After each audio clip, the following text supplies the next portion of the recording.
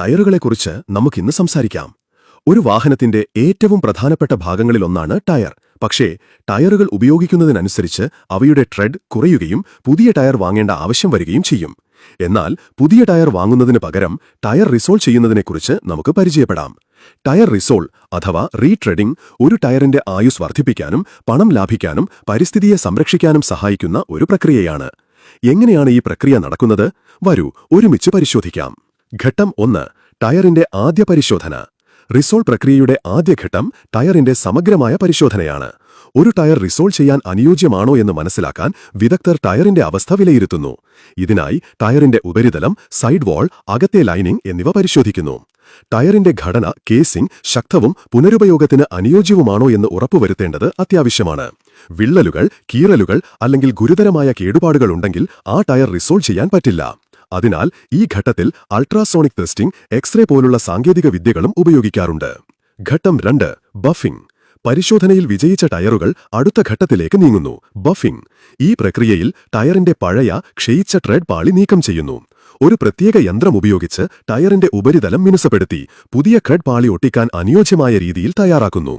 ഈ ഘട്ടം വളരെ പ്രധാനമാണ്, കാരണം പുതിയ ട്രെഡിന് ടയറുമായി ശക്തമായി ബന്ധപ്പെടാൻ ഒരു മിനുസമുള്ള ഉപരിതലം ആവശ്യമാണ്. ബഫിംഗ് സമയത്ത് ടയറിന്റെ ഘടനയ്ക്ക് കേടുപാടുകൾ വരുത്താതിരിക്കാൻ പ്രത്യേക ശ്രദ്ധ വേണം. ഘട്ടം 3. കേടുപാടുകൾ നന്നാക്കൽ.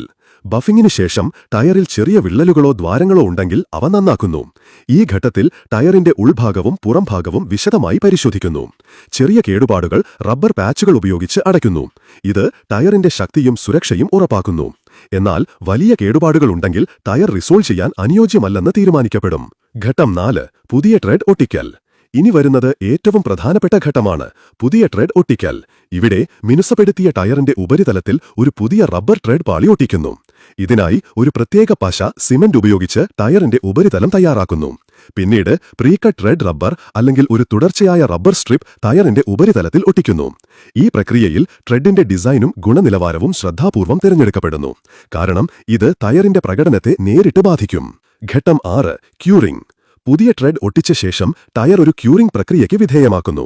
ഈ ഘട്ടത്തിൽ ടയർ ഒരു പ്രത്യേക ചൂടാക്കൽ ചേംബറിൽ വെക്കുന്നു, ക്യൂറിംഗ് ചേംബറിൽ വെക്കുന്നു. ഉയർന്ന താപനിലയും മർദ്ദവും ഉപയോഗിച്ച് പുതിയ ട്രെഡ് ടയറിന്റെ ഘടനയുമായി ശക്തമായി ബന്ധിപ്പിക്കപ്പെടുന്നു. ഈ പ്രക്രിയ ടയറിന്റെ ഈടും ശക്തിയും വർദ്ധിപ്പിക്കുന്നു. ക്യൂറിംഗ് സമയത്ത് ടയറിന്റെ ഘടനയ്ക്ക് കേടുപാടുകൾ വരാതിരിക്കാൻ കൃത്യമായ താപനിലയും സമയവും നിയന്ത്രിക്കേണ്ടതുണ്ട്. ഘട്ടം 6. അന്തിമ പരിശോധന. എല്ലാം പൂർത്തിയായ ശേഷം റിസോൾ ചെയ്ത ടയർ അന്തിമ പരിശോധനയ്ക്ക് വിധേയമാക്കുന്നു. ടയറിന്റെ ഗുണനിലവാരം, ട്രെഡിന്റെ ബന്ധം, ബാലൻസ്, എയർ ലീക്ക് എന്നിവ പരിശോധിക്കുന്നു. ഈ പരിശോധനകൾ വഴി ടയർ റോഡിൽ ഉപയോഗിക്കാൻ സുരക്ഷിതവും ഫലപ്രദവുമാണെന്ന് ഉറപ്പാക്കുന്നു. ടയർ റിസോൾ ചെയ്യുന്നത് ഒരു സങ്കീർണമായ പ്രക്രിയയാണ്, എന്നാൽ ഇത് പണം ലാഭിക്കാനും പരിസ്ഥിതിയെ സംരക്ഷിക്കാനും സഹായിക്കുന്നു. റിസോൾ ചെയ്ത ടയറുകൾ പുതിയ ടയറുകളോട് കിടപിടിക്കുന്ന പ്രകടനം നൽകുന്നു, പ്രത്യേകിച്ച് വാണിജ്യവാഹനങ്ങൾക്ക്. എന്നാൽ ഈ പ്രക്രിയ ഗുണനിലവാരമുള്ള ഉപകരണങ്ങളും വിദഗ്ധരും ഉപയോഗിച്ച് മാത്രമേ നടത്താവൂ. അടുത്ത തവണ നിന്റെ ടയർ മാറ്റേണ്ടി വരുമ്പോൾ റിസോൾ ചെയ്യുന്നതിനെക്കുറിച്ച് ഒന്ന് ചിന്തിച്ചു നോക്കൂ. പരിസ്ഥിതിക്കും നിന്റെ പോക്കറ്റിനും ഒരു നല്ല തീരുമാനമായിരിക്കും അത്.